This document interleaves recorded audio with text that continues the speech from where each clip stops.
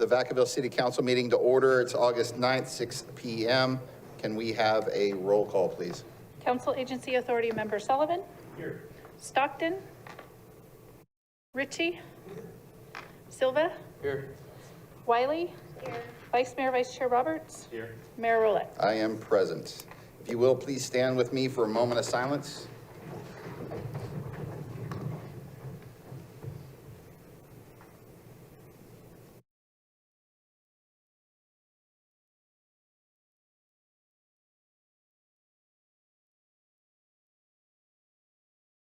Vice Mayor, would you lead us in the pledge, please?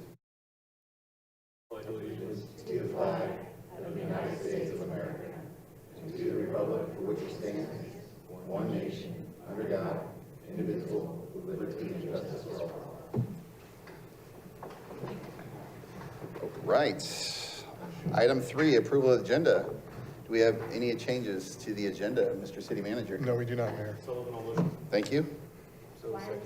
I got a motion second. All those in favor? Aye. Any opposed? Unanimous. Item 4, approval of minutes. I have a motion and a second. All those in favor? Aye. Any opposed? It's unanimous. Item 5, there are no presentations. Item 6, consent calendar. Anybody from the council who wants to pull any item off the consent calendar? I see none. Anybody from the audience? No, it's just to pull things off the consent calendar.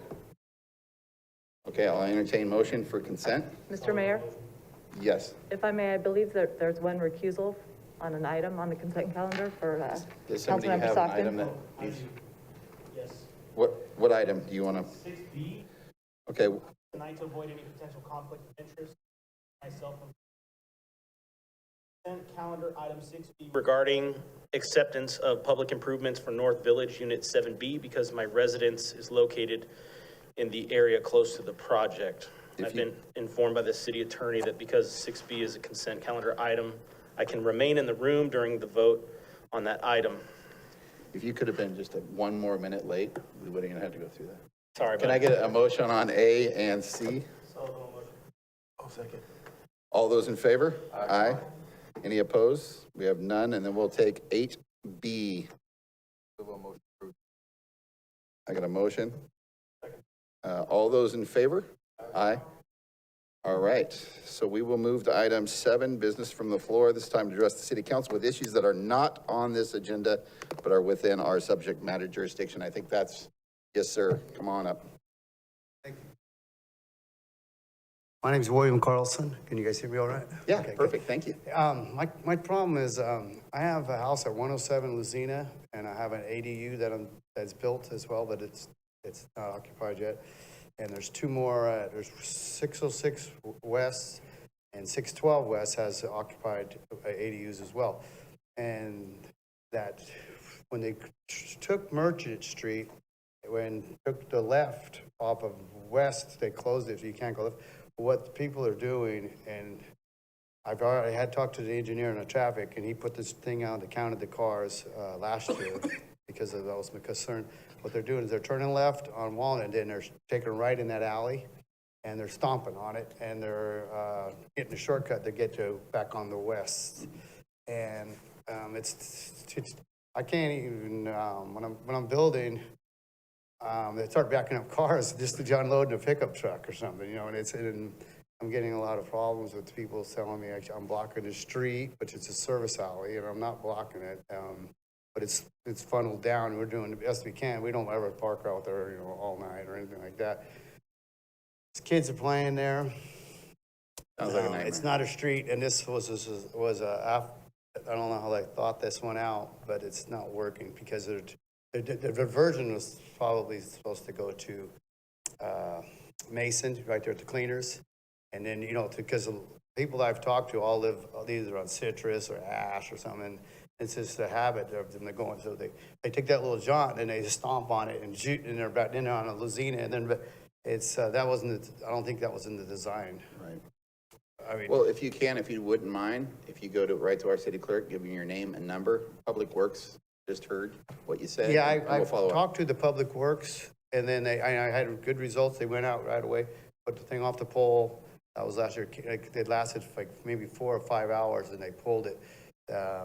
I never did get a count on how many cars went through there. Okay. It's, the main times that's bad when the school starts again, the people come out of the school with their kids and then they're shooting through there too. And then in the evening at 4 or 5, you know, when people are coming home, they just think they're coming off a 30-mile-an-hour street and they get in that alley and they just stomp on it. So I just, you know, I can see it already happening because I've had close calls and it wasn't, I don't think anybody would have wanted to design it like that. It's a service alley. It's a little, and they're using it, you know, I don't know what we're going to do. Well, I appreciate you coming down, letting us know. Thank Can you you very much. work on that for me? Yep, that's what we'll do. Thank you, Ron. Absolutely.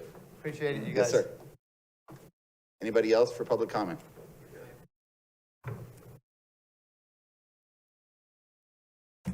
Good evening, Mayor, council members. My name is Dana Dean, and I'm here representing NextEra Energy, Corby Energy Storage. I had a big speech written in follow-up to my prior comments at the last city council meeting wherein Councilmember Sullivan was acting as the presiding officer and asked staff to respond to my comments or follow up. I did get a follow-up today at 5:13 when I was already in the parking lot. I got a message from Ms. Morris, and then she just spoke to me today to indicate that we are going to be on the agenda for August 23rd. That's wonderful news. However, I'm going to ask for a little bit more solid information on that, in particular because we have been on the agenda before and been kicked with less than 24 hours notice. We are now 9 months in to the application process. So I'm going to ask you very specifically, and it is your job, I'm asking you to confirm that the matter will be on for 8/23 and it will actually be heard that night. We're really looking forward to the opportunity to present to you and then to work with you subsequent to the hearing. So again, I appreciate Ms. Morris letting me know, but I really would like some more concrete confirmation that we will actually be heard. Thank you for your time. Thank you so much for coming down. Thank you. Any other public comments? If not, I'm going to close. Yes, sir. Good evening, Mr. Mayor, council members. My name is Andy Stefanoni. I'm the president of the Vacaville Police Officers Association. Law enforcement is still one of the most important jobs in the world. We are doing our very best to protect this city and its people, but we need your help. We continue to do more with less, but it's not sustainable. If nothing changes by December, about 25% of our staffing is reduced. Right now, it's essentially the same staffing as it was in 2008. Since then, we've had, 15 to 20 housing developments, thousands of homes, and tens of thousands of new residents. Our dispatchers take about 150,000 calls a year, and that's about 10,000 calls more in the recent past. They literally do 8 things at once, and we need several more dispatchers, and we need to create multiple call-taking positions. They absolutely need your help. Not next fiscal year, not next month, right now. I'm here to implore you to find every creative way to help us find good people to serve this community. From larger hiring incentives to officers and dispatchers, retention incentives to recruitment incentives, and any and all benefits in between to help us find good people. We are very, very close to catastrophic staffing levels, and I'm sure you've seen what's going on in other cities. We are doing our very best to help fight to keep Vacaville safe, and I am asking you to help us fight. Thank you very much for your time and your attention. Thank you.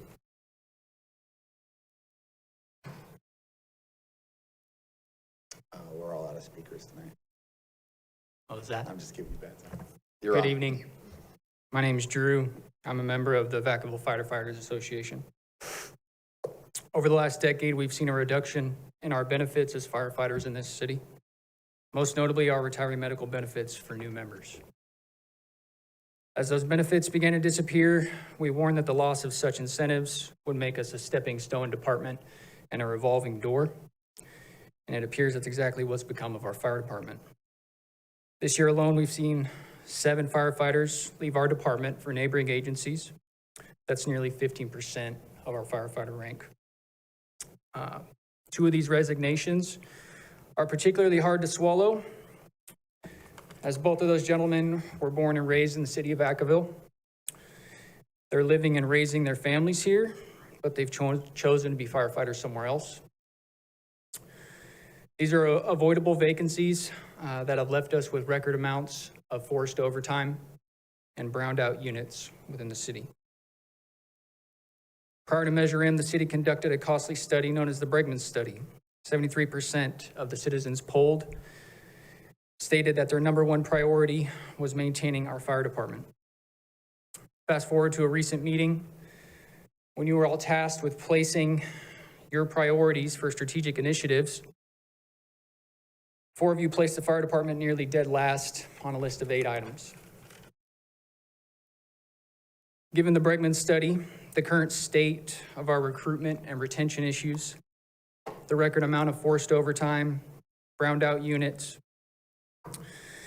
and the fact that we have a tax measure specifically meant for maintaining essential services, or you placed the fire department on your list of priorities, frankly didn't make sense to me or my fellow firefighters. It feels as though we're operating as if it's 2009, even though the city is financially stable, arguably, as it's ever been. Your public safety employees are the lifeblood of this great city, and we're waving a warning flag to you tonight. My members deserve bold action now that only the 7 of you can provide. That action needs to provide relief to your firefighters while not diminishing the level of service that our citizens expect and deserve. Thank you.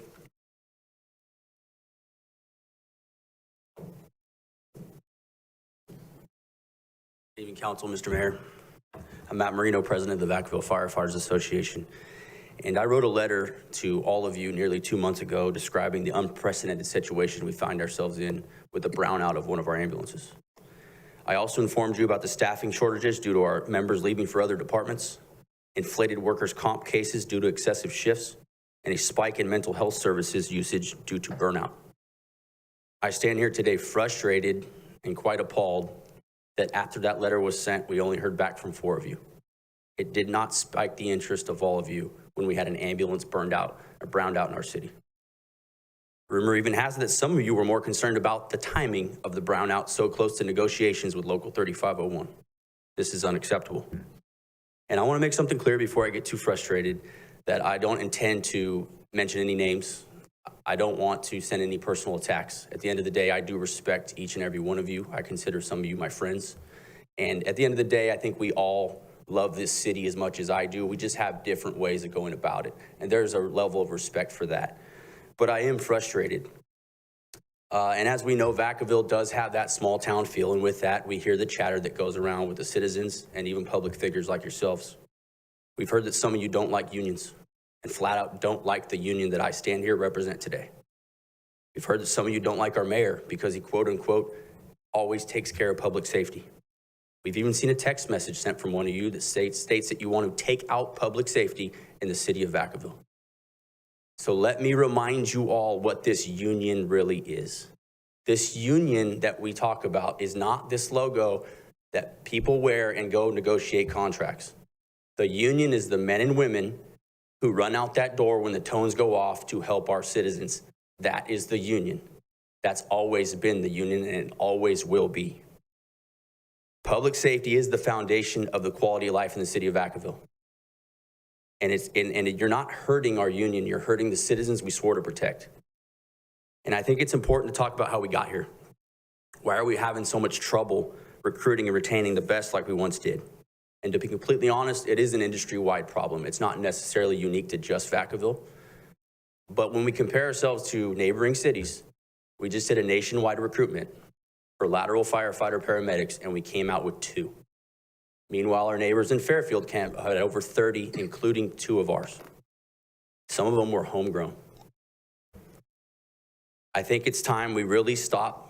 We put down the conflict with the union and we start serving the citizens. That's what they deserve. Enough is enough.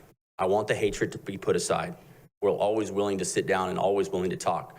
Nothing is ever more important than these citizens. I got a call from our mental health professional a couple weeks ago asking if we could have the International Association of Firefighters get involved because we have a suicidal firefighter. enough is enough. We have $56 million in a reserve fund for a rainy day, and it is absolutely pouring on our fire department right now. Thank you. Thank you. Any other public comment? Seeing none, I'm going to close public comment, and we will move to item 8. Mr. City Manager, 8A. Thank you, Mr. Mayor, members of the council. This first item before you is an ordinance adopting and approving the Vacaville Police Department policy for military equipment use. Police Chief Ian Schmutzler and his team are here to make a presentation.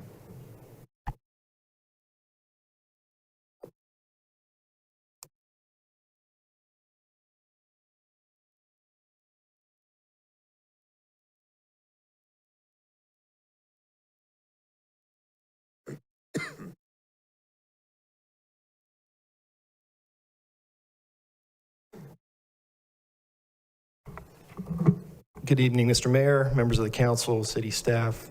It's an honor and privilege to be before you tonight with Lieutenant Aaron Dahl and Sergeant Dustin Willis, who are going to present Assembly Bill 481, our military equipment use policy. Good evening. I'll just kind of go through this. Feel free at any moment to stop me and ask questions. If not, when we get to the very end, we'll be able to entertain any questions and provide any insight or any additional information you may need. So what is Assembly Bill 481? Well, on September 30th, 2021, Governor Newsom signed 8 police reform bills to include AB 481. AB 481 is a bill that requires law enforcement agencies to create a policy, inventory list, and a yearly report on what is now deemed military equipment by AB 481. The use of the equipment must be approved by the City Council. The policy and department equipment list must be posted on the department's website, which it is, and an open community meeting must be held where questions can be asked and answered, which is this evening. There are 15 categories that are considered military equipment, and I'll run through the definition on each of them. We do not have equipment in every one of these categories, but I will go over all of them. Category 1, unmanned, remotely piloted, powered aerial or ground vehicles. Number 2, mine-resistant, ambush-protected vehicles or armored personnel carriers. Number 3, high-mobility, multi-purpose wheeled vehicles. 2.5 or 5-ton trucks or wheeled vehicles that have a breaching apparatus attached. Track armored vehicles that provide ballistic protection. Category 5, command and control vehicles that are either built or modified to facilitate the operational control and direction of the public safety units. Category 6, weaponized aircraft vessels or vehicles of any kind. Category 7, battering rams, slugs, and breaching apparatuses that are explosive. Category 8, firearms of 50 caliber or greater. Category 9, ammunition of 50 caliber or greater. Category 10, specialized firearms and ammunition of less than 50 caliber. Category 11, any firearm or firearm accessory that is designed to launch explosive projectiles. Category 12, noise, flash, diversionary devices, and explosive breaching tools, munition containing tear gas or OC, excluding service-issued pepper spray. Category 13, taser, shockwave, microwave weapons, water cannons, and long-range acoustic devices. Category 14, kinetic energy weapons and munitions. Category 15, any other equipment as determined by a governing body or a state agency requiring additional oversight. So why military equipment is needed. The goal of any police contact is a safe, peaceful resolution for the involved parties, the public and officers. The majority of the equipment listed and possessed by the Vacaville Police Department are de-escalation tools. Some equipment can be used in deadly force situations to defend the lives of the public and officers placed at risk by the suspect. So now I'll go through the categories where we actually do have equipment and briefly touch on them. Category 1, the Vacaville Police Department has several drones and 2 remote control robots. The drones and robots allow officers to search areas that are not safe to enter, such as houses with armed barricaded suspects. Drones are also used to search for missing persons. Category 2, the Vacaville Police Department has a large armored vehicle that was supplied by the military. The vehicle allows officers to safely approach a location with ballistic protection. The vehicle can be used as a rescue vehicle for the public and officers when there is a threat of gunfire by an armed subject. Category 5, the Vacaville Police Department has a motorhome, which is used as a command post at major incidents and large community events such as Fiesta Days. The command post provides a central location for police command, emergency dispatchers, and negotiators. Category 7, the Vacaville Police Department has ballistic breaching shotguns and explosive breaching devices. These breaching tools are used during high-risk operations and emergency situations. The tools allow officers quick and safer access to fortified or barricaded locations. This includes, but is not limited to, rescuing hostages or active shooter situations. Category 10, the Vacaville Police Department, sniper rifles, SWAT rifles, and associated sniper ammunition fall under this category. These types of firearms give officers the ability to engage a suspect who is posing a threat to human life at extended distances. Category 11, the Vacaville Police Department have a modified police shotgun, which allows SWAT members to deploy chemical munitions from greater distances. Distance provides officers with an additional layer of safety. All chemical munitions are primarily used as de-escalation tools designed to create or induce a safe resolution to a situation where there is a risk of violence and avoid a deadly force situation. Category 12, the Vacaville Police Department utilized several different items that fall under this category: flashbang diversionary devices, chemical munitions, pepper balls, and less lethal impact munitions. All of these items are primarily used as de-escalation tools to create or induce a safe resolution to a situation where there is a risk of violence and avoid a deadly force situation. Category 14, these are the projectile launch platforms used to deploy the munitions listed in Category 13. There are beanbag shotguns, pepper ball guns, and a 40-millimeter launcher. 40-millimeter launchers deploy chemical munitions and less lethal impact munitions. The majority of the aforementioned items are used exclusively by the Vacaville Police Department SWAT team. This equipment is primarily used on SWAT high-risk operations where there's a potential for interacting with armed and dangerous suspects. The equipment is used to safely resolve the situation and take the suspect into custody without turning into a deadly force encounter. This was the case on several operations in 2021 and recently in 2022. Some of the military equipment items are also issued to our patrol officers and detectives who encounter violent suspects posing a risk to the public. These items are used as de-escalation tools where there is a threat of violence. The equipment is used to avoid a deadly force encounter. De-escalation. All the equipment listed is contemporary police equipment used by departments across the nation. We're not using anything that is totally foreign to other police departments. We're using the same thing as every other police department uses. The Vacaville Police Department authorizes and issues the majority of this equipment to give officers the best chance to safely resolve critical incidents and avoid deadly force encounters. However, there is no guarantee that the equipment listed will ensure a safe resolution. Only an individual's willingness to comply can guarantee a safe resolution. Training and compliance on all of these. The use of military equipment is governed by state and federal law and the Vacaville Police Department Policy Manual. Members using the equipment receive annual training on its use and perform yearly qualifications. Use of the equipment is documented in reports and reviewed by supervisory personnel.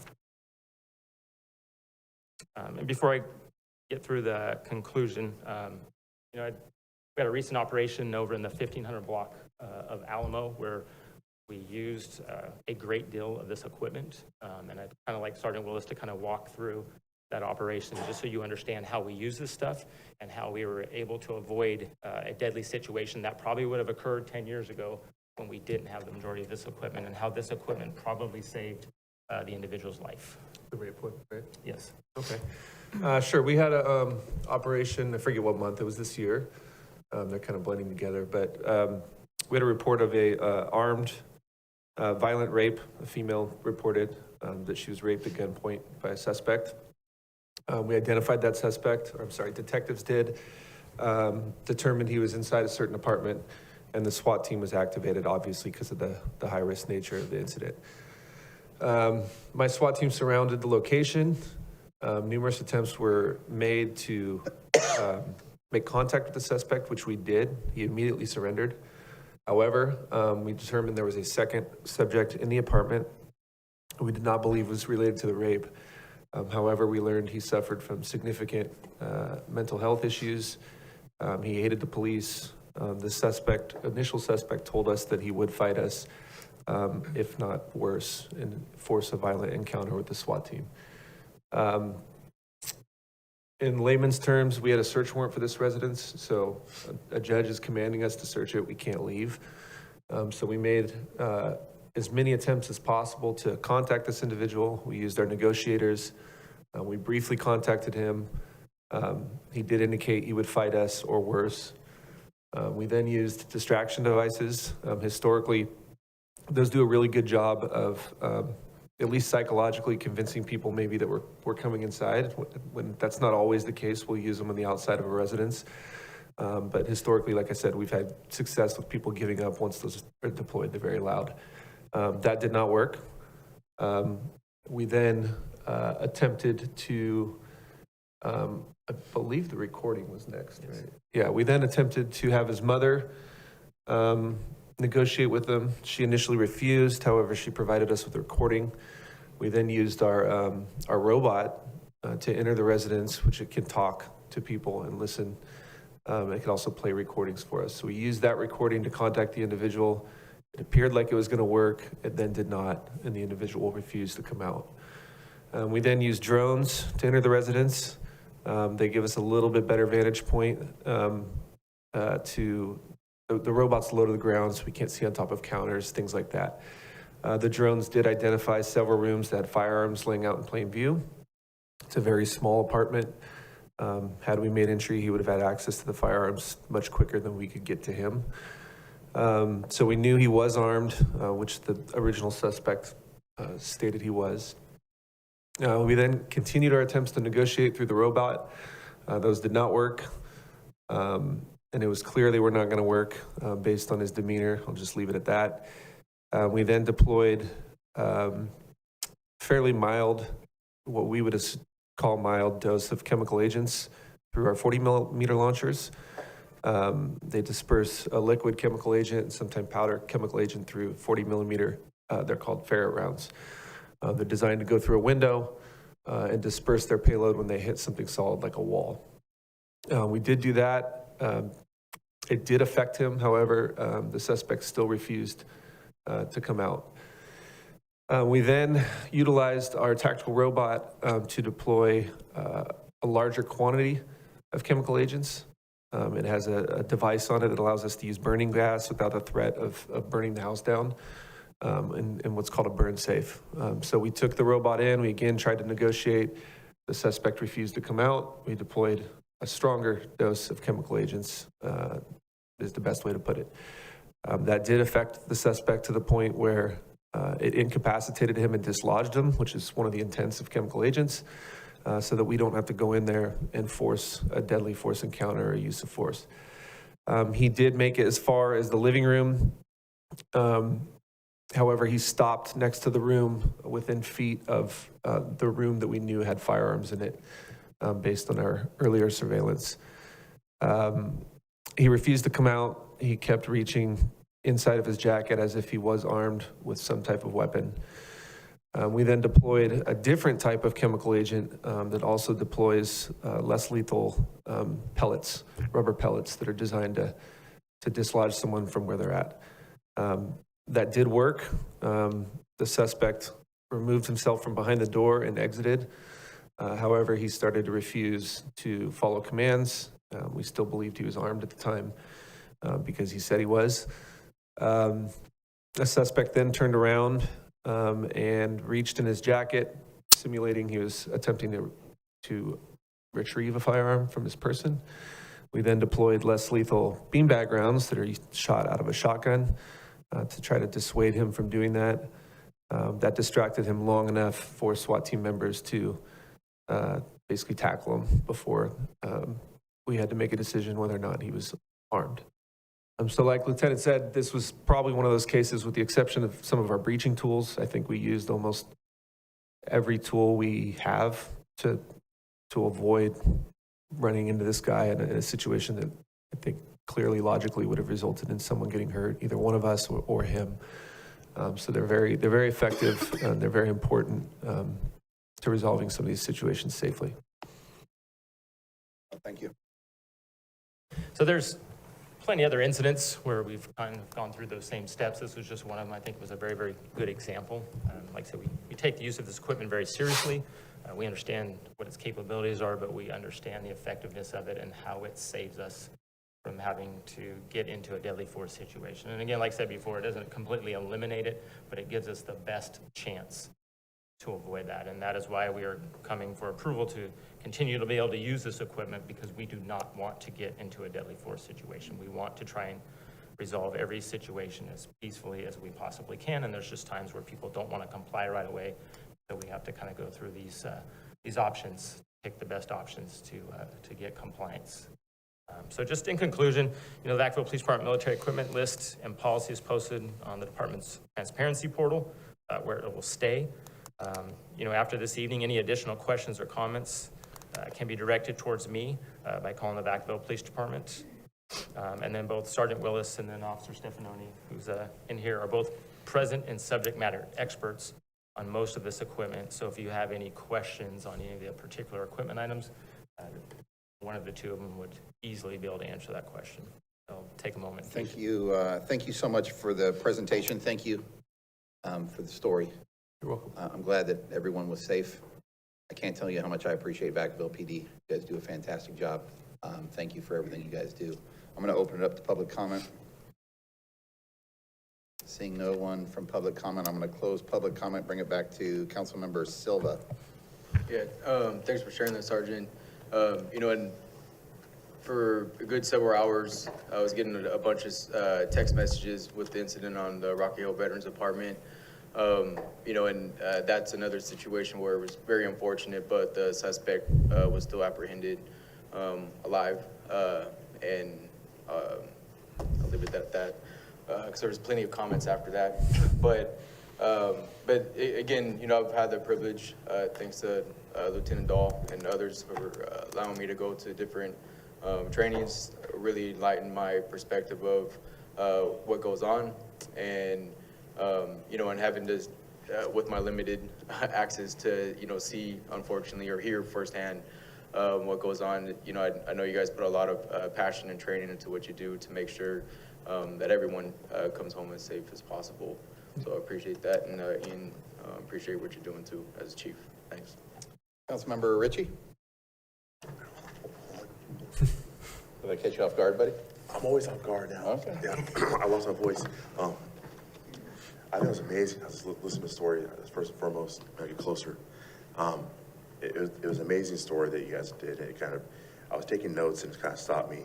The slide before was about training, and everything you guys did in that incident with SWAT is a form of de-escalation training. I can't explain how important that is to have verbal communication skills and training. I was at a soccer tournament this weekend, and there's a Fairfield police officer that's on the team, and he's actually in uniform going back and forth, and he had to leave to help and sit in Fairfield. But we're shooting the breeze to watch our kids, and he was talking about how important it is for the officers that have the ability to interact and have that really strong communication skills, and how it's night and day difference. And so the fact that you guys are doing the training, the de-escalation equipment, hand in hand, but the best equipment is your guys' minds, and the training you guys get to be able to deal with the situation. Like, I was just counting, there's 6 different times when you guys had to go back and recalibrate, what's next. And that just takes composure of really planning. It's like you bleed, more was the Roman thing, bleed more and practice less and more. All the training you guys do is amazing. I just want to talk about the opportunity to see what you guys did. It's pretty amazing. So I'm all for just really making sure that you guys have the tools. Thank you, sir. Yeah. Councilmember Sullivan. Yeah, a couple quick questions.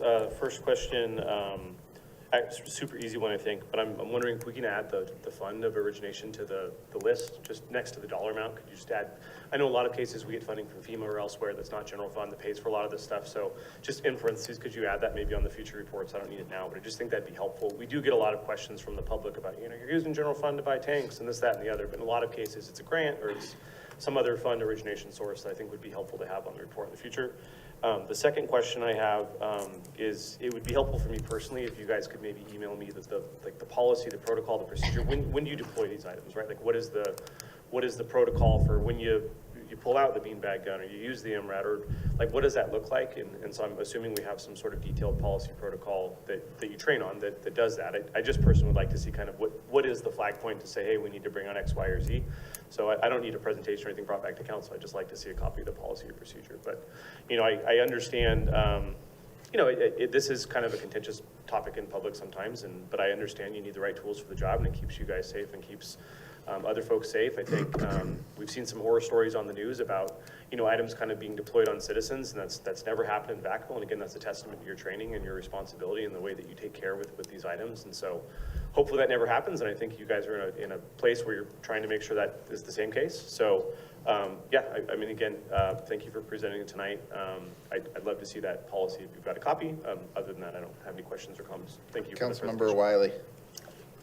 Thank you for the information, and I'm glad you said that this is not out of the ordinary for other police departments. So departments across the United States have this kind of military equipment, is that correct? Yes. You know, I can definitely speak for our neighboring agencies in California, you know, what they may use in the deep south or way up north in these very, very small police departments. You know, I don't have a lot of personal experience with them, but just what I see across the board in California through our training, I'm very confident these are common tools. Okay. And then one thing, I mean, everyone has their own jargon. So you talked about OC. Is OC just mean tear gas, or what is OC? No, there's different types of tear gas. OC stands for, I'm gonna botch the name. Noni can help me if I don't, but oleoresin capsicum is basically a natural occurring substance. It's pepper. It just stings really bad, but it is in, is that the contaminant, Noni? Yeah. So basically our chemical agents work in different ways. The other one's CS. And they affect the body in different ways. So sometimes we've had operations, I can tell you stories if you'd like, but we've had operations where we find that CS isn't affecting or dislodging the person like we want, and we may use OC. So they're just different types of chemical agents. I see. So is one of them pepper spray or not pepper spray? Pepper spray is OC. Is the OC when you yes, said but that? it's also found in other munitions. It's found in powdered form. It can be in 40 millimeter rounds. It can come in different things other than that canister that you're referring to, but same substance. Okay. And then you talked about annual training, but the training is not just once a year, isn't it? You train throughout the year, or? Yeah, the SWAT team, yes. We use chemical agents quite a bit operationally, but also I would say on average, at least twice a year, qualify on not only the nomenclature, what our munitions look like, but how to deploy them. Everyone gets trained on how they're deployed through the different launching capabilities we have, or by hand. All right. And I thought it was very good to have this comprehensive list of everything together and by categories. And at the Travis Air Show, I went to the command center, and I'd never been in before, and I thought it was very interesting, and I could really see, you know, the value of having that, and the fact that you've had it for quite some time, and I just thought that was very interesting. My one question that did kind of stand out to me was, you know, the $9,000 rifle.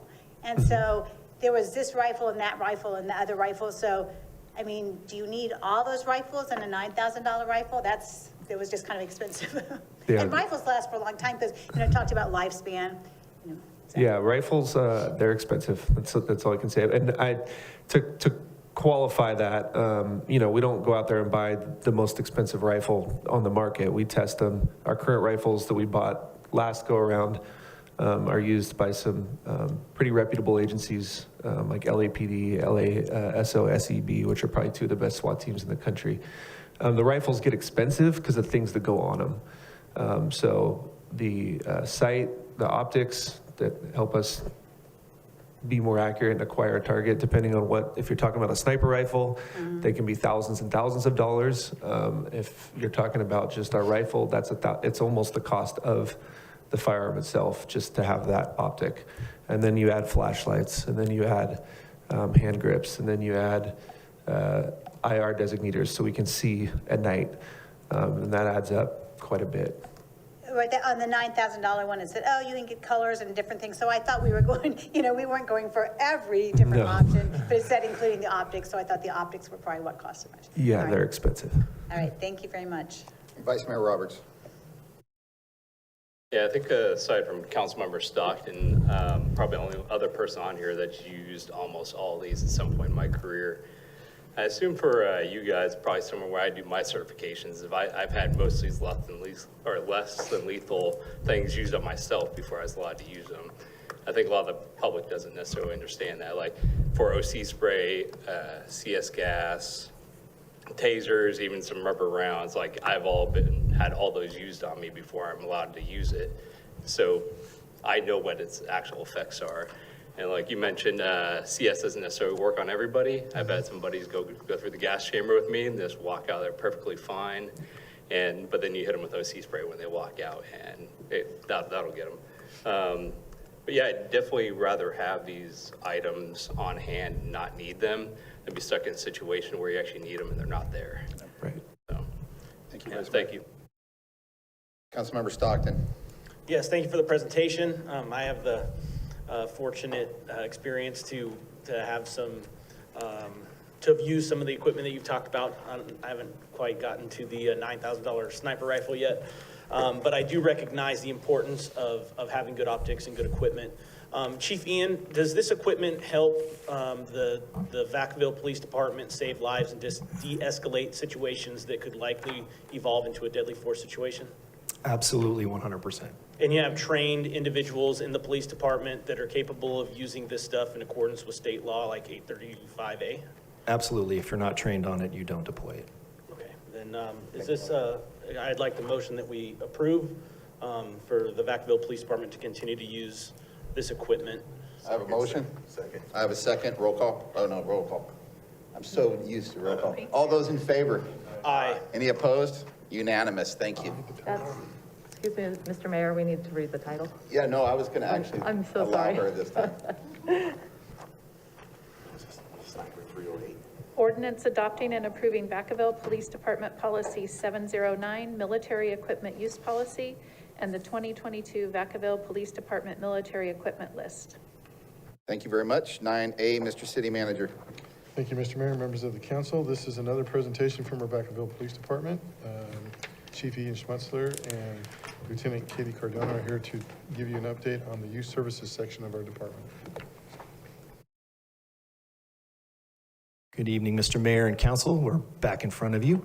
This time with Lieutenant Katie Cardona, who oversees, among many, many other things, our youth services section, and she's here to provide a requested update on our YSS unit. Thank you, Chief.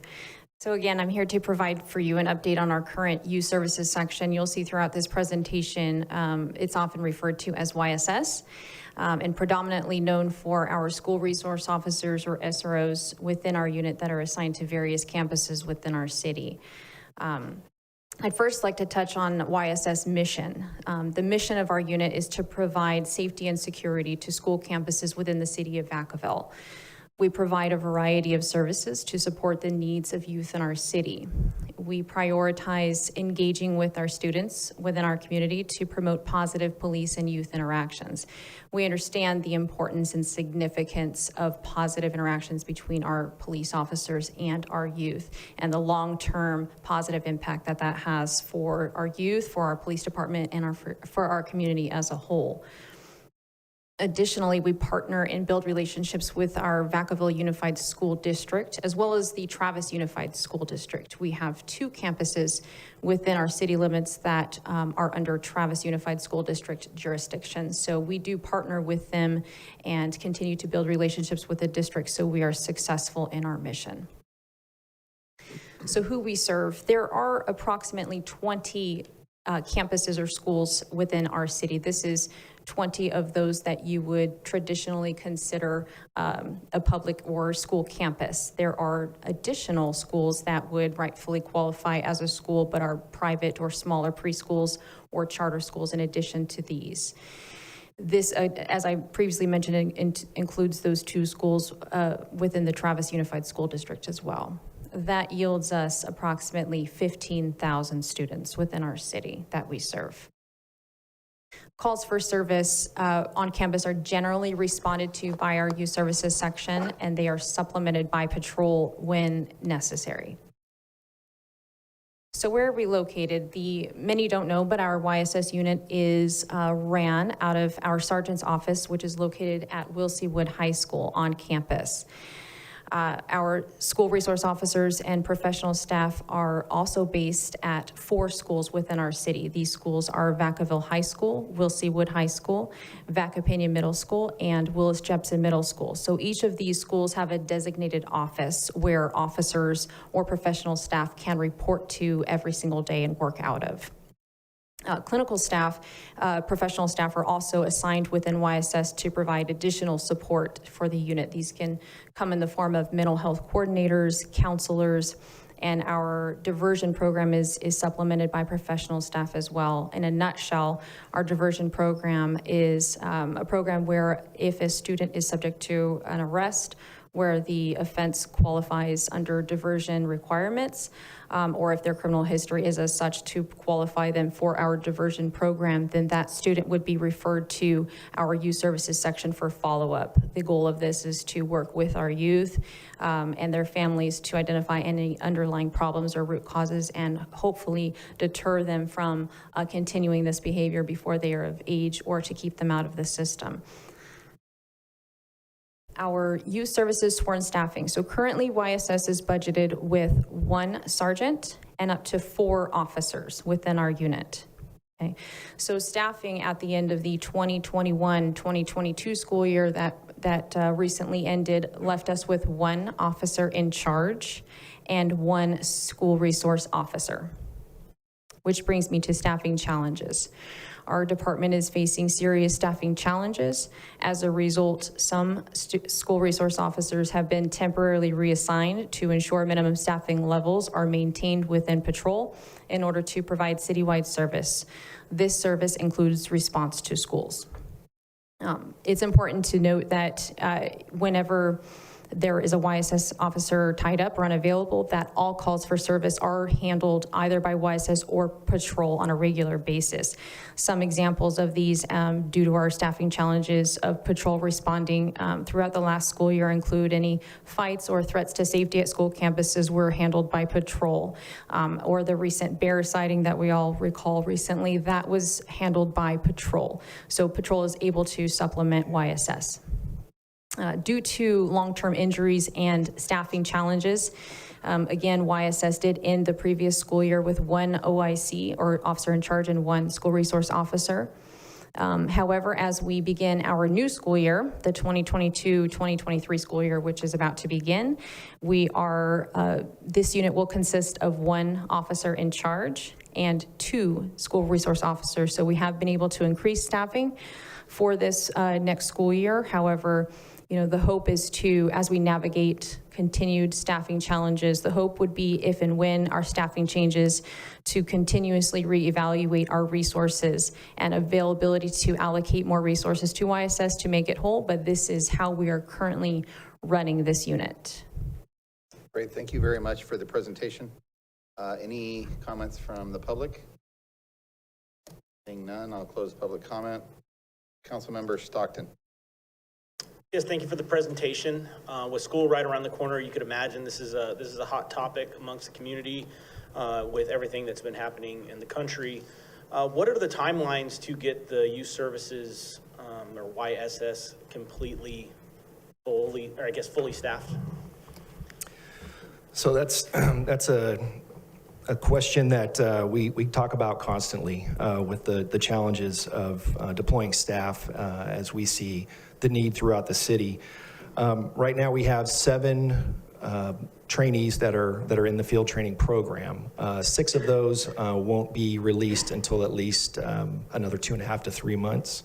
So that will definitely help when that additional staffing is released to supplement patrol and allow us to get to a healthier staff. We also have currently 7 individuals that are off on either modified duty or on a injury that's got them at home. Some of these folks are coming back in a week. Some of them are coming back maybe in a month to longer.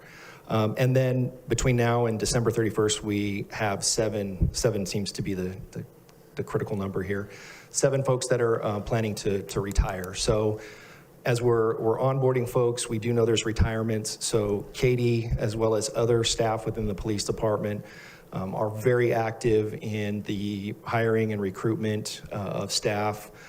She and others are working in great partnership with HR, with finance, to try and look at different solutions in order to increase that. So it's something where once we do have patrol back at a full staffing level, we need to, again, and this is a theme, is continually look for response from the community on what priorities are. Schools are a big priority, especially with recent events that have happened nationwide. So we understand that. Homelessness is also a big priority, so we're looking at crew, and other traffic is down a significant amount. So we know that traffic, and you drive around town and you can kind of see it, people are driving a bit crazy. So we know that there's those units that need to be replenished. So it's a matter of weighing all that and constantly, reevaluating on what needs to be done. Okay. And, going over your presentation, it sounds like you have one at each high school, one at the middle school. Patrol kind of fills in the gaps. I'm sure people take vacations and things like that happen. There's several elementary schools. Do we have a plan to maybe expand this unit? Or what's being done, or what's the long-term goal as far as all the elementary schools and some of our most vulnerable kids? Right. So one of the things that we do frequently within command staff, we get these ideas that come up from our line level staff, and frankly, they're incredibly innovative and intuitive. And one of those ideas recently was adding, having 2 additional SROs that would essentially manage the elementary schools. So I want to say there's 13 or 14 elementary schools in town, including Travis.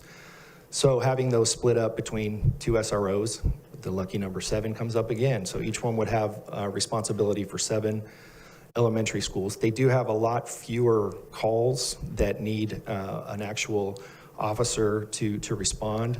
So in addition to maybe overseeing those elementary schools, those 2 officers would also be assigned to the PAL program, where they would work with our staff that focuses on youth programs, and those in our clinical services division as well. So it's sort of a faceted type of SRO that I think is effective. We I don't think need to go overboard, and they're expensive, obviously, for staff.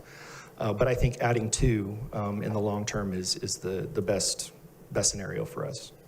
Okay. I was fortunate to have been an SRO at 2 different schools at my former agency. And I know that in that situation, the school district shared some of those costs. Is any of that happening? At this point, actually right before COVID hit, we were in discussions with the school district to look at a cost sharing situation. Right now we pay for all of our SROs out of the general fund. So we are actively going to re-engage that conversation with the school district. Obviously, they have their budgetary concerns and situations, but right now we do pay the full bill. I know a lot of the calls that we get as council members are related to traffic and different things happening, on their way to school, while kids are going to school, and when they're getting off of school. Can you go over some of the responsibilities that our SROs have and, what they provide outside of just the normal safety of the kids in case somebody tries to go on campus? So our SROs partner with school staff to identify issues within each of individual schools. So they are best suited to respond to any issue that may come their way. So in addition to dealing with any safety issues, any general calls for service, they are also able to really get to know our youth and engage with them. Additionally, they are heavily involved in our diversion program, which I previously spoke of, where we get to really try and intervene when a student is heading in a direction where we need to alter their behavior. So it's not just always responding to a crime in progress or anything like that. They are engaging with our youth, they are building relationships with school staff, and they are best suited to respond to incidents as they get to know our stakeholders better. And so they're very much involved with things outside of just law enforcement. Thank you. Councilmember Ritchie? So I listened he answered a lot of questions, so I think I don't talk as much. But I think it's an amazing program, so Roy did a great job, Councilman Stockton, of asking questions. It's really trying to sum down, like, so what do you need?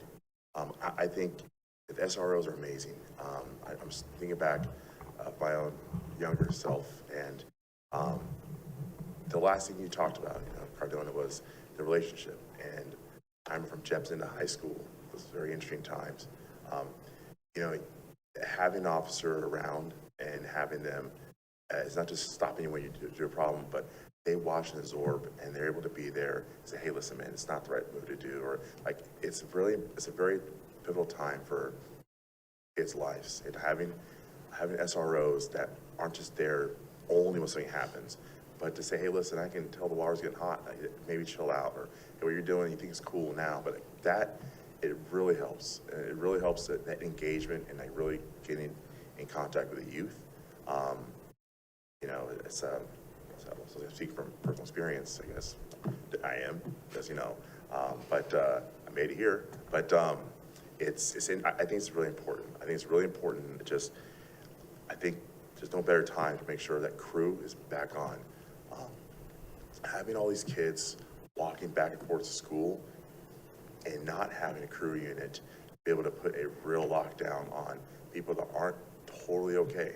The last thing I want is a pack of young kids or boys walking to school, and all of a sudden they walk by somebody's having an episode and have to live that in my conscience. Like, hey, that guy flipped out and did something to a young girl because we didn't have enough support to make sure they can walk to school safely. So I would, whatever we can do to make sure crew is ready to rock and roll and SRO is dialed in. I mean, it's the last thing on my conscience is like, we could have solved this if we would have funded it better or equipped our team to be able to reenact and engage with our small community of people in the streets. But it's tough, and I want something to happen, be it would, coulda, shoulda, and like that dollar amount will never be made up for the life that's ruined by some young boy or girl that's touched or harassed or something happens. It's amazing, what can happen. Thank you. Councilmember Silva. Yeah, first, congratulations on your promotion, Lieutenant Cardona. Thank you. And you too, Chief. Thanks. Still want to give him a tailgate, though. I know when I was on school board, I heard from a lot of administrators their appreciation of, particularly at the high school level, of having that type of service available when unfortunately needed, as is many other things. So, I want to extend that, make sure that was clear also for the public. And also, since it was kind of brought up, I'm 100% against putting any additional financial cost strain on our public education system when, they're already trying to deal with a lot of difficulties on their end with respect to getting, their own staffing issues, their own ability to address their kids, the 15,000 students issues and so on. So that's maybe more for the council. So thank you. Thank you. Councilmember Wiley.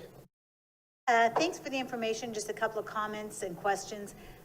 So I understand public officers. So if Buckingham and Charter, you don't have a presence there, but if there was an issue that came up, then you would just respond to them like any other issue across the city? So we do have a significant presence at Buckingham.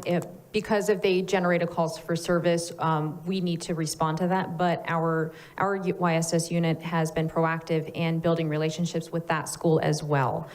Because of the attendance there, we need to make sure that we have a real touch on that school and the students there. So we do respond to Buckingham and various charter schools as well. All right, and then we got a letter this week from a citizen near Vaca High, and there were a lot of complaints, and I saw that you were going to try to follow up on that. So is that part of a SRO's thing, just to see what's going on in the parking lots and things like that before and after school, or not really, or? Yes, absolutely. That would fall under YSS, and that very issue will be followed up by our YSS unit. So generally, if there's an issue happening in the moment and YSS is available, they will respond. If not, then patrol will respond, but oftentimes even those cases are then forwarded to YSS for more follow-up as well, since they are more adequately prepared to address individual school campus issues. All right. And then the last situation, I assume that there's also coverage of football games, because that's often an issue when there's a lot of angst. So are they always at football games, or only when they are expected to have a problem, or and basketball games and those sort of things? Yes, it is a general procedure of ours to open up the football games for any officer available to work up to a certain amount based on the general how large the game is going to be, or if we, have any issues that we're aware of. But that is something that we do allocate our resources to make sure that we are attending those. So with teachers, you just have to go to everything if you have to go to everything. But does overtime kick in for the SROs, because that's only fair, because other people get overtime? Overtime may be required either for YSS or for an officer to cover a football game if that is needed to provide safety for that event. All right, thank you very much. Councilmember Sullivan. Thank you, Mayor. Thank you for bringing this back. I really appreciate it. And congratulations on the promotion. Great choice. Thank you. I think I wanted to echo some of Councilmember Silva's comments. The one thing I hear consistently from principals, staff, even students, my own son talks about how amazing and professional the SROs are, the officers are. Says they're firm but fair is what my son says. So, you guys are shining stars, and I know the school district really appreciates the services that you perform. It's kind of a depressing state of affairs that we actually have to talk about this next topic that I want to bring up, but it's a reality, sadly, and many of us have kids, and we watch Uvalde and Parkland and all these other really terrible things. As a father, it's probably one of my biggest, deepest fears. I appreciate the sentiments from Councilmember Stockton about getting SROs, more SROs at schools, but it'd be damn near impossible to have an SRO at every school and there all the time. And, not to say we shouldn't look and think and pursue items like that. One of the areas that I've probably been most frustrated with as an elected official, either on the school board or on city council now and as a parent, is the inability, I think, for the electeds to really elevate this discussion and talk about school safety and what are we doing to prevent active shooter, and really kind of getting to a place where we need to get, and not trying to say anything negative about the school district, but as a parent and a consumer of education, I don't necessarily feel like the school district is totally prepared, and maybe there's some room to grow there. I think the staff probably do an excellent job, staff to staff, but elected to elected, it's something we're not talking about, and frankly, probably not taking as serious as we should.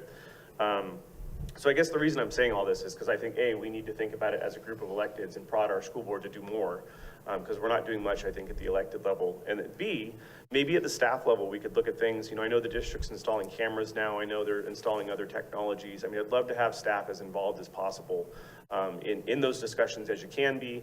I don't know if you have access to the cameras in dispatch now. I know to some degree we do. I know some cities are using gunfire detection systems, so a shot goes off on a block and automatically officers are dispatched. Have those in schools. What else could we do to really protect our kids with the staffing levels that we actually have practically possible? Are we doing threat assessments on campuses? Are you coaching and training folks?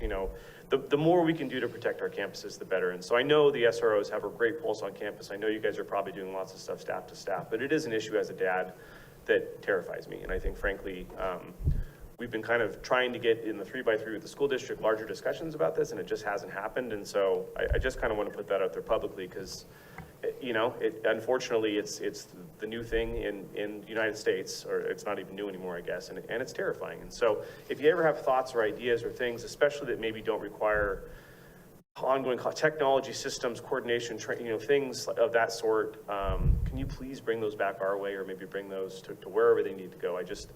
The more prepared we are on those campuses, the more involved you guys can be in terms of, I almost view SROs as kind of like coaches, mentors on site to help with students. This is kind of a different category that I just feel like we don't necessarily have a great handle on, and maybe we do. But again, as a councilman, as a school board member, as a dad, it really worries me, and the more we can do, the better. So again, thanks for the presentation, really appreciate it, and thank you for the excellent work your team does. I only hear great stuff about the SROs on campus, so good job. Councilmember Stockton. Yeah, sorry, just one follow-up. Are your SROs and the police department intimately involved in conversations regarding safety of our kids in schools? And does your department and or your SWAT team have plans should there be any sort of incident like we saw in Uvalde? Because clearly Vacaville is not Uvalde. I mean, we've seen time and time again the bravery of the men and women that wear your uniform and protect us here in town. So can you elaborate on whether or not those conversations are happening, whether there are plans in place to protect our kids? Because, cameras are a great tool, but somebody there as quickly as possible that acts is going to be, what I would think would deter someone from thinking that they could do something like that in our town. Yeah, so I know the SROs that are assigned to the four major campuses, they're in constant conversation and contact with the administration of those particular sites. And usually each SRO is assigned, I think, to a minimum of 4 years. So they begin to know the ins and outs of that campus. That being said, we have schematics, we have maps of all the different campuses throughout the school districts that are available as a response mechanism through our CAD system. And I can say, going back to as far as Columbine, that changed the paradigm when it came to active shooters. Previously it was contain the scene and pull the red handle and wait for SWAT. That changed the dynamic. We then started doing active shooter training. This department has been doing it ever since then. And it continues to evolve and get better and better. And I can very effectively say to this council and to the members of this community and the parents who have kids in Vacaville, God forbid something like that were to happen, there would be a significant response and an immediate response from this department. I just wanted to make sure that I told all of you, I think you do a wonderful job, first and foremost. And regardless of who's paying for our school resource officers, our children are the most important thing in our community. They're the future of Vacaville.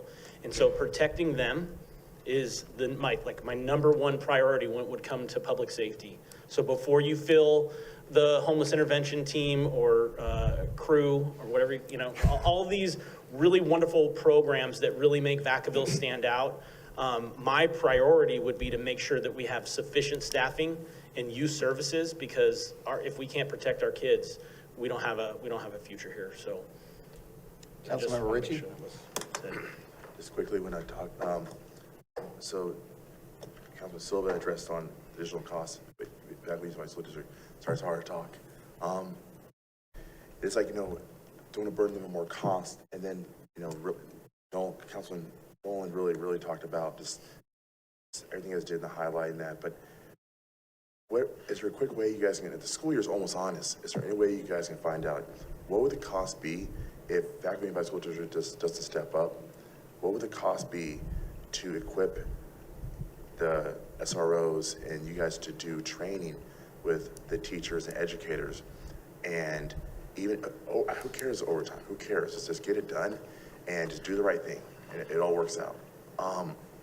What does it cost to get more SROs, to get training, to all these teachers understand, hey, listen, this can go so fast, it's going to blink before you know it. Like, to get them, you guys can be trained to the nines, and all, but if they have no idea, they're like chickens with their head cut off.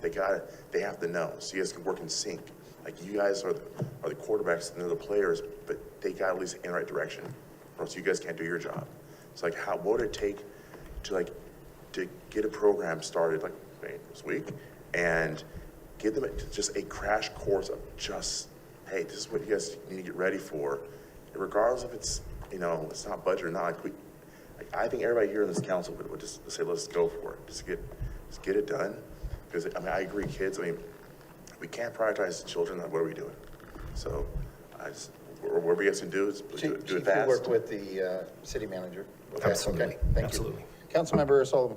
Sorry, Mayor, I know this sounds going long. So Councilmember Ritchie kind of spurred a great thought. I mean, I am not by any means an expert on safety of any sort, and that's clear. But I mean, there's a million different things out there, right? There's adding police officers on campuses. There's buckets of rocks in classrooms, which is insane, but some school districts are doing it. There's training, there's technology, there's all different sorts of stuff.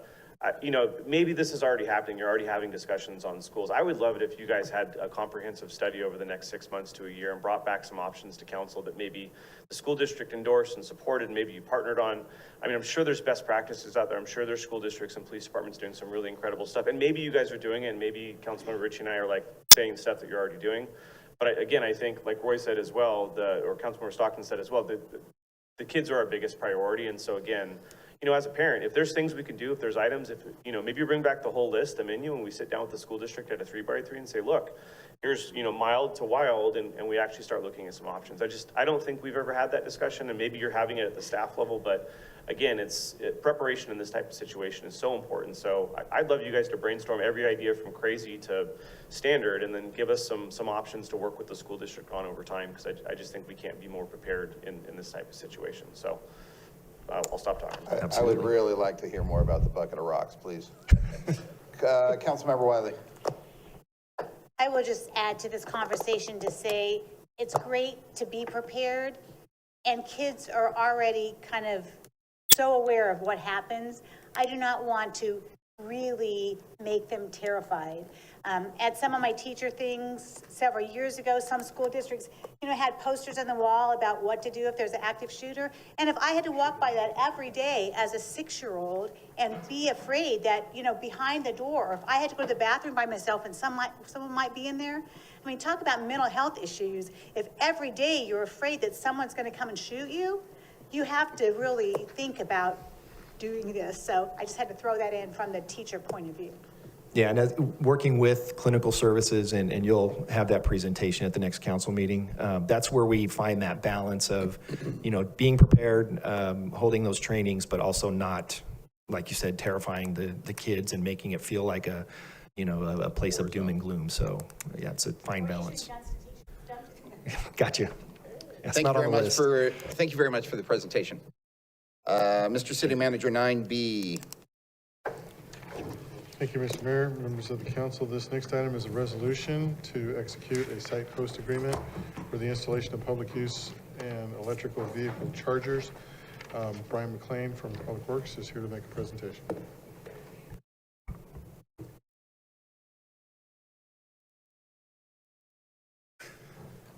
Good evening, Mr. Mayor, Vice Mayor, and Council. As the City Manager said, this is an item to execute a site host agreement to allow the City of Vacaville to install additional electric vehicle chargers throughout the city.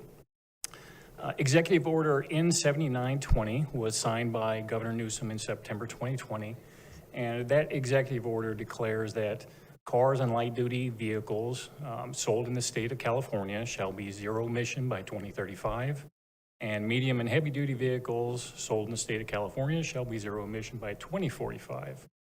In other words, the state is going through a significant change in the way we're going to be transporting individuals across the state. We are moving away from a carbon-based economy to a more of an electric zero emission type of situation. Paramount to that executive order is the enhancement of the implementation of electric vehicle chargers throughout the state.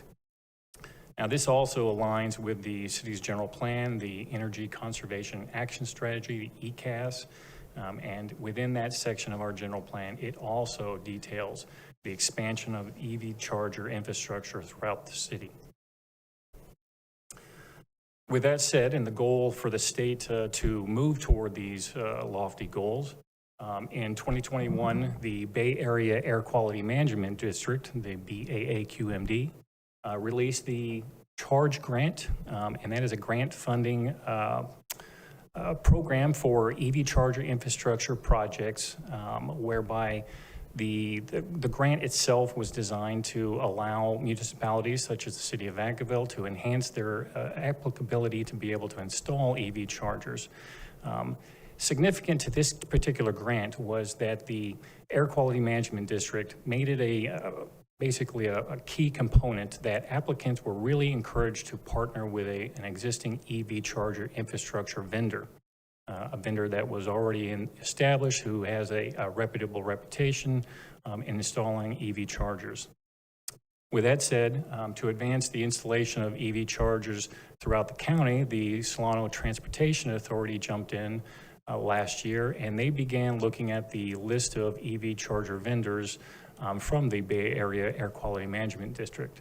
They interviewed those vendors and did background checks, as well as looked into their responsiveness and the ability to be able to do a turnkey EV charger installation program.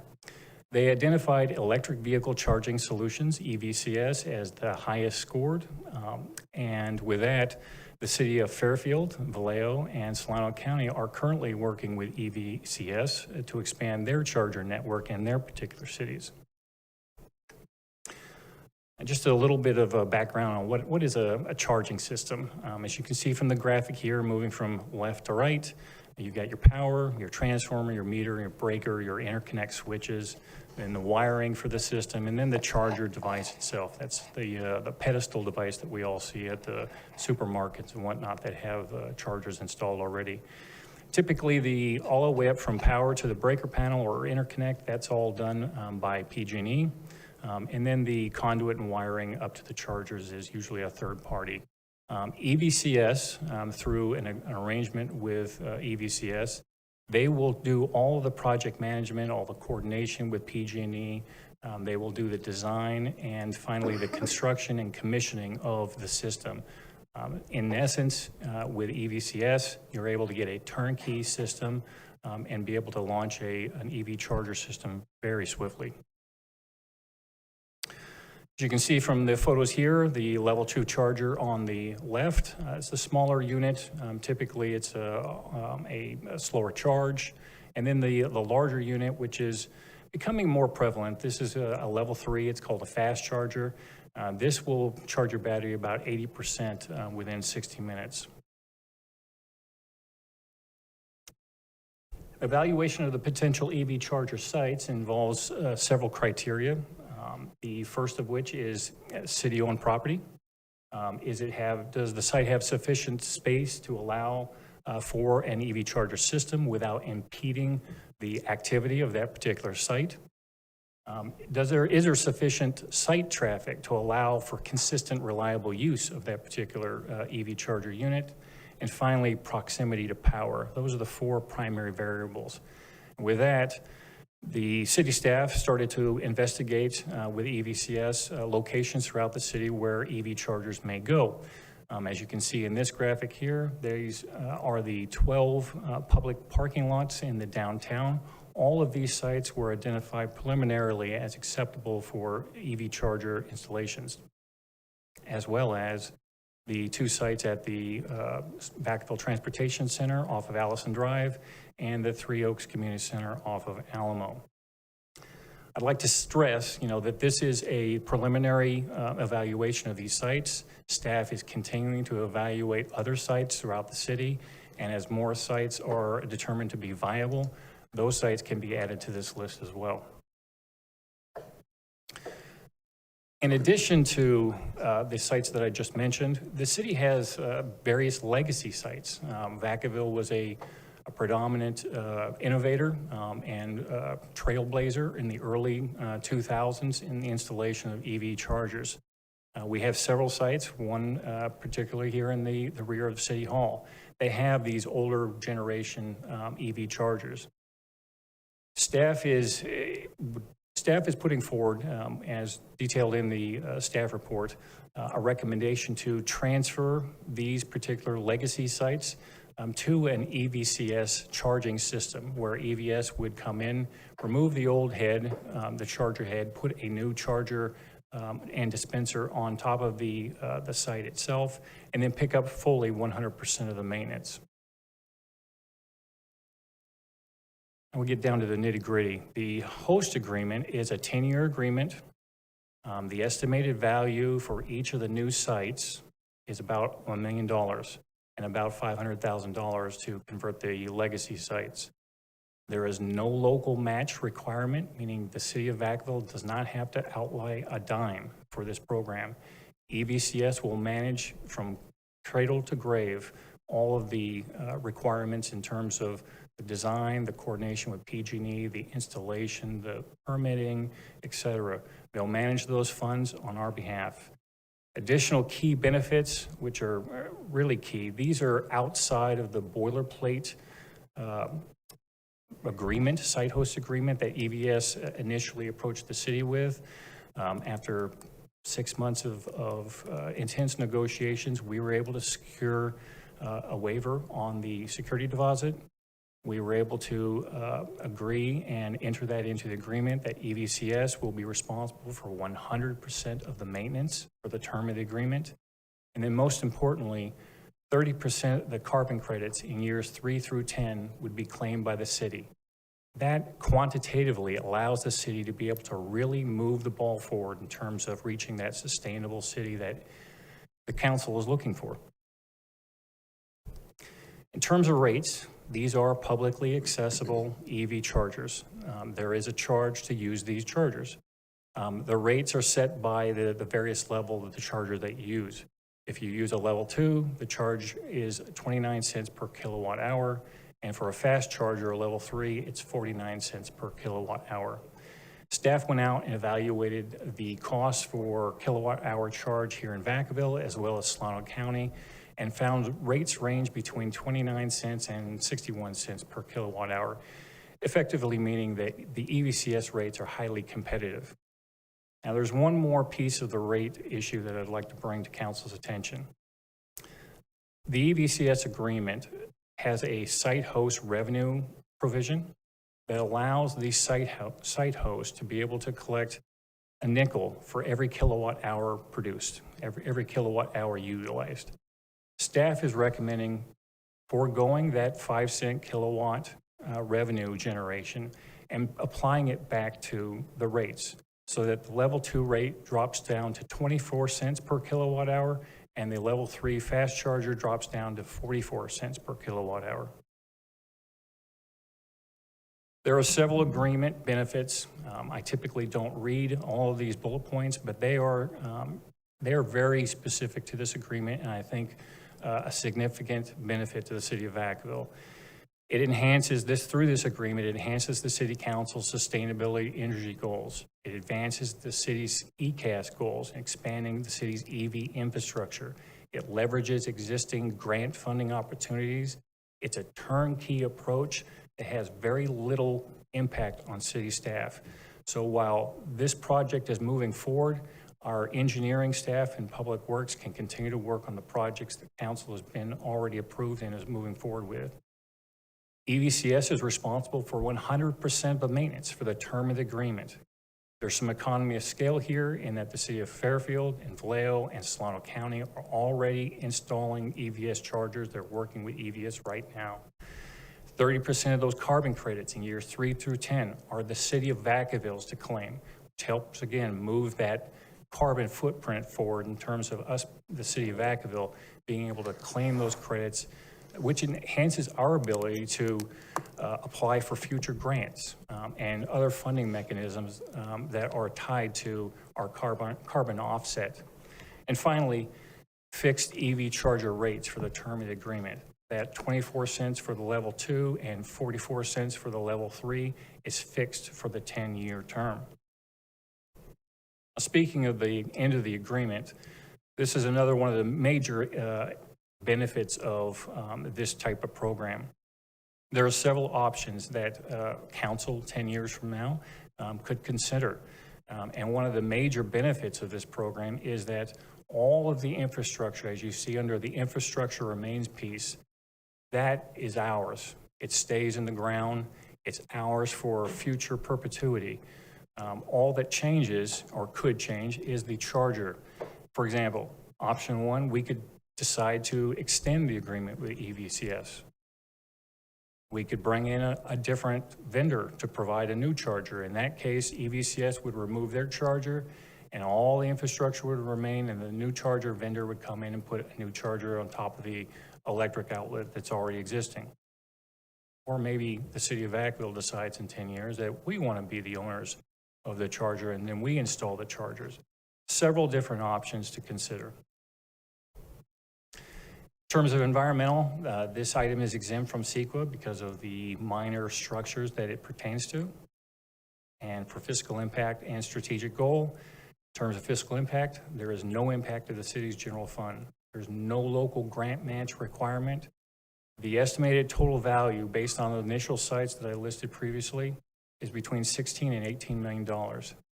There is a fee to use the chargers, as I mentioned earlier, in the rates. And the strategic goal is goal number 4, maintain effective and efficient services. And the recommendation is, by simple motion, adopt the subject resolution. Thank you, sir. I'm going to open it up for public comment. Yes, ma'am.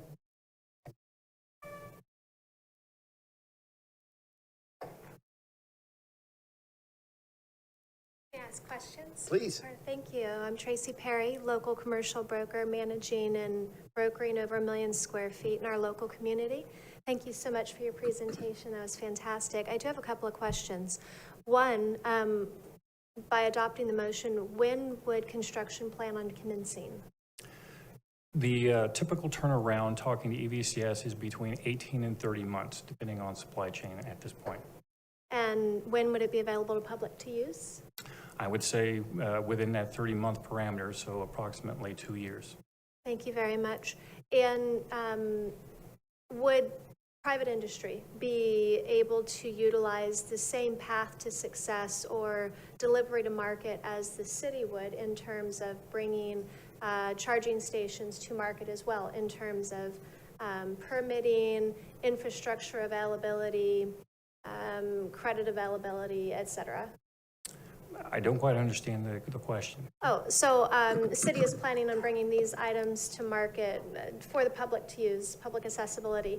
If private property owners wanted to do the same, would they have the same path to success, not necessarily using these folks, but if they had to access infrastructure, if they had to access credits, if they had to get through the same process, would they be granted the same access to resources, et cetera, as the city would? Excellent question. The Community Development Department actually has a streamlined process for the installation of EV chargers. So speaking to our Community Development Department would probably be the best and first option to discuss the installation of those private type of EV chargers. Okay, so you're thinking that private parties versus the municipalities might have a different path to bringing these to market? They could. Okay. Thank you. Interesting, thanks. I'm going to close public comment, bring it back to Councilmember Sullivan. Two quick questions. My first question or comment, I guess, is that, thinking there's a lot of strategy involved here. So as you were presenting the slide with the chargers and the times, I was thinking, what would I do for 60 minutes or a couple hours or what? I think there's some strategy maybe in kind of putting these strategically in certain park areas or by the library or areas. And Jason's pointing out something right now, so maybe you've already got it. Never mind. So it looks like you've already taken some of that into account. But I just think that it's a neat strategy to kind of sprinkle these in places where we want people to frequent and travel. Maybe not your typical transit spots, which is great. I do have a little heartburn over the 5 cents. I get it, and it makes sense. But maybe we could reinvest that in adding more chargers and continuing to build a fund. Maybe we could invest that back into building more solar out of Easterly. Or maybe we just leave it as is, and I appreciate the context there, but it just seems like we're giving up 5 cents that we could do something cool, but I also totally understand the context there and keeping it affordable. So anyways, very exciting presentation. Thank you, Councilman Roberts, and thank you for your presentation. I appreciate it. Vice Mayor Roberts. Yeah, we like that this is moving forward. I know we don't have a ton of saying because a lot of it's done by the STA and other agencies. The only downside that I see is, because I'm the only council member that actually has an electric vehicle, is the 150 kilowatt hour chargers, because most places are moving past that to 250 now. So my own reservation is installing already kind of outdated infrastructure. because a lot more vehicles are moving past that, whereas like 150 kilowatt hour level 3, you said 60 minutes. The 250 is now 25 to 30 minutes. But again, if we're getting it free, it's not a huge deal. We're not paying for it. And then for the rates, I know a lot of that's out of our control. It's mostly PG&E, because if you go to SMUD, their electric chargers are half the cost. They're like 14 to 27 cents a kilowatt hour. So I know that's not us, but yeah, I get that companies need to make their profit, especially if it's going to be free. Other than that, I did like the proposed location, especially a lot around downtown and shopping. So when I stop to charge places, I only stop to charge places where I can get out and go grab coffee or lunch or something like that, because it's not fun just sitting in your car for an hour doing absolutely nothing.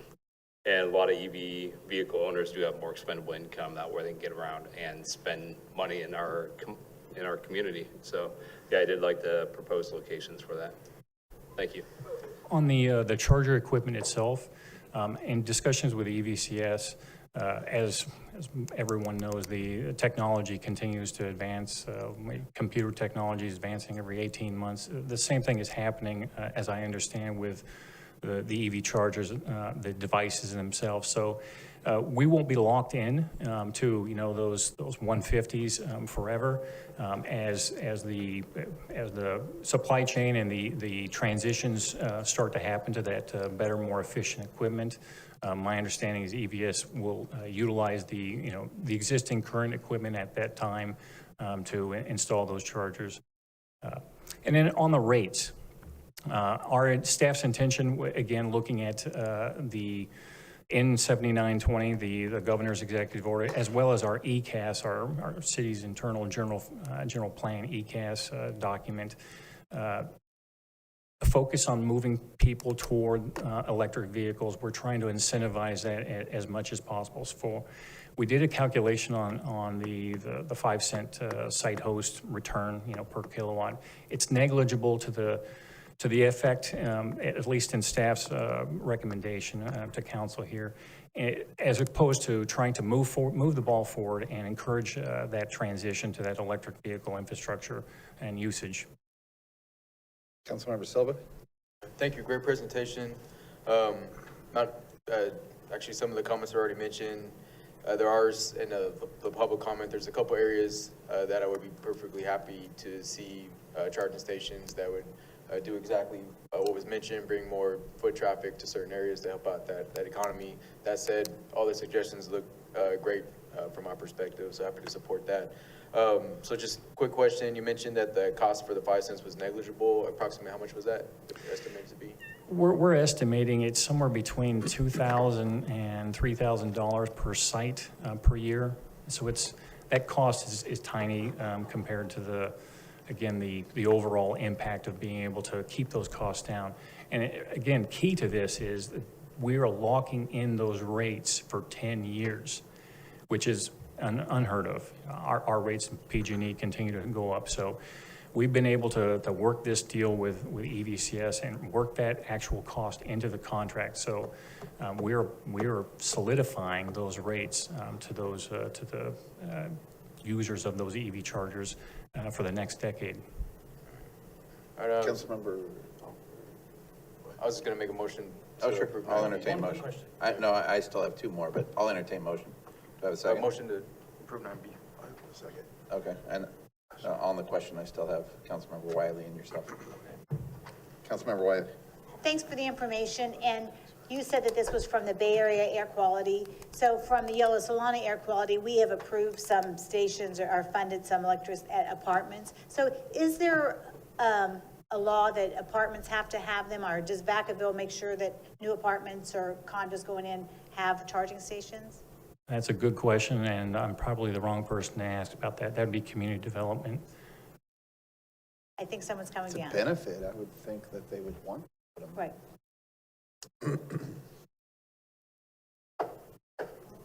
I have it. Go ahead. Thank you, Mayor. I don't have the code in front of me, but at minimum, apartment complexes have to pre-wire a certain number of parking spaces to make it so it's easy to drop these pedestals in. And there's a new building code that's coming online in January. I imagine the needles would move further. We'll be bringing that to the council later this year. All right. thank you very much. Thank you. for Because coming. I agree with you. I think we really need to incentivize this and push people this direction. So thank you. Councilmember Stockton. Yes, great presentation, very exciting.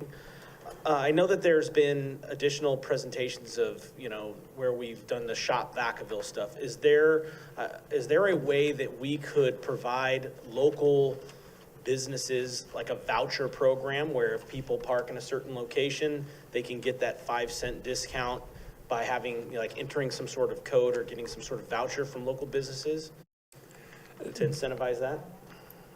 The rate structure as EVCS has designed and staff has negotiated, it's a pretty simplistic rate structure in terms of programming it into the system. So I don't know if their systems would be able to anticipate that more complexity. You would have to have a pre-programmed card with specific information in it to be able to access that additional 5 cents.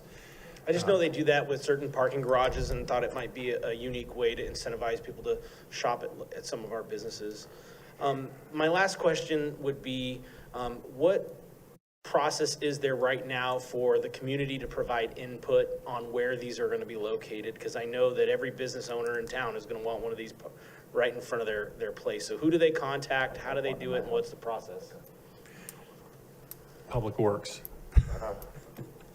You can contact me. I'll certainly take their information. Again, we will go through the process, the 4 primary pieces of the puzzle. Is it city property? Is it not going to, is there enough parking that it won't impede the site function itself? Is there enough, you know, turnover in the site to make the use of the EV more consistent? And then the proximity to power. So we'll go through those filters. And then after we go through that initial analysis, then it's passed over to EVCS to do their preliminary analysis and move it forward to actual finalization and then into construction. Vice Mayor. Oh, you're good. Okay, I have a motion and a second. All those in favor? Aye. Any opposed? It's unanimous. Thank you, Brian. We'll move to item 10, report to city manager. Thank you, Mr. Mayor. The only thing that I will just briefly mention to the council is to assure you that the item that was discussed at business from the floor will in fact be on the August 23rd meeting. Awesome, thank you. Report to city council. I see none. I see some. I see lots. Vice Mayor Roberts. Yeah, something that Councilmember Stockton and I have been talking about since we got on council was the use of vice mayor during election seasons. And since my current point of papers, I'd like to agendize on the next council meeting to reappoint vice mayor. Okay, great. Councilmember Silva. Do you need a second? We'll just put that on there, no? Questions? Yeah, generally, if you want to put something on the agenda, you have to have a majority vote of the council. Okay, you want to second that? All those in favor? Aye. Perfect, there we go, good. Councilmember Silva? I want to thank pre-Eagle Scout Jacob Penrose. He did this, put together this Eagle Scout project to beautify this area on the south end of the Rocky Hill Trail where there's some art pieces that went over the summer. So he brought got some volunteers out there, and there was the second day, about 5 minutes after we started, there was this little tractor that was coming up the trail, and it was actually County Supervisor John Vasquez. So I want to thank him for coming out and giving me something to joke about. And then, but no, I really appreciate his effort to the community. And also want to thank Recology. They were able to donate some mulch for the area to help, beautify it, as well as Jill Childers. There were some, dump sites that are around there that, some dumpsters were dropped off, so we can help pick that up and keep that area clean. So I just definitely want to thank that. And for those of you that staff that are able to stop by, thank you all as well. Councilmember Wiley. I just wanted to say it was a very successful national night out on Tuesday night, and I appreciated all the police presence, and I went around with Lieutenant Cardona, so it was wonderful. And that was a very good event. And with the discussion of schools, Travis schools begin this week. The students report on Thursday. Holy and smokes. so just there will probably be a lot more things going on in the streets and everything else. And I'll push again for a crosswalk. We have no crosswalk on Nut Tree further down from the school where people are walking. And just at the end of July, we had new leadership at Travis Air Force Base, and we have a new commander. I wasn't able to be here then, but there is an upcoming welcome in September that's being planned. And just, I want to encourage the community to support Travis Air Force Base in any way we can. Councilmember Ritchie. So to talk about some of the stuff that Wiley said, sorry, I think the air right above me is making it hard. It was an amazing national night out, and it just, I showed up against Officer Hightower, and I think it was amazing to see the kids and the parents doing the event. It really shows why this community is so amazing, and how when you bring people together, it really shows the why, like why we do what we do, why public safety steps up. You guys you're turning your lights off and going to the same neighborhoods you guys just patrolled. And I think it's an amazing environment. We live in Vacaville. We're like a national night out. You guys aren't going to another city to live. Like, it's just so calm to other officers. Like, you guys are going to your neighborhoods. You might be 20 houses down from a party. And it's just pretty awesome and amazing. It was just interesting. So I got a little, every year get better. So I bought the whole stack of these things. Like, they're called awesome citations. So I was handing out citations to these kids, and I was like quizzing them on capitals and this and that. And it was amazing. So I had one young lady at the mobile home park, and she told her story, and she's like, I'm strong, courageous, I want to be a police officer. So I wrote it and I handed it to Sergeant Piro, and it's amazing how she told him why. And like that interaction, she'll never forget it. I mean, like, I'm dressed up goofy, and she wrote it down. I said, you go tell him that. But that's exactly, if you can touch one person, you did your job. And so I think the National Night Out, like, that's the purpose, is to get out in the community and really show that you guys are tangible, you're part of the community, and we all come together. And, and the other one was, I had the opportunity to really touch base, and being in downtown all the time, really have the pulse on the market, understanding that some businesses aren't doing as well as others, and it's all over California and America. It's like, I want to kind of address something that I should talk to Don about. I want to really just kind of talk about this in public. The Small Business Grant Program, talking about grants, and it's really important to have a grant writer, for the city, full-time, to make sure that we're not missing any opportunities for money that can be spent and reallocate. The federal government has a lot of money, and if you don't know where to grab it, then you're not going to get it. And I would love to have a grant writer for the city and for our public safety, public works, can either utilize or share. But I would hate to find out that we miss opportunities to make our community better and our departments better because we didn't spend a little money. You have to invest to make. And I think an investment in a grant writer could really benefit our communities and our departments here in Vacaville. So Thank you. Yeah. Thank you. Okay, we're going to move to item 12, closed session. We will not be reporting out. Good night, Vacaville.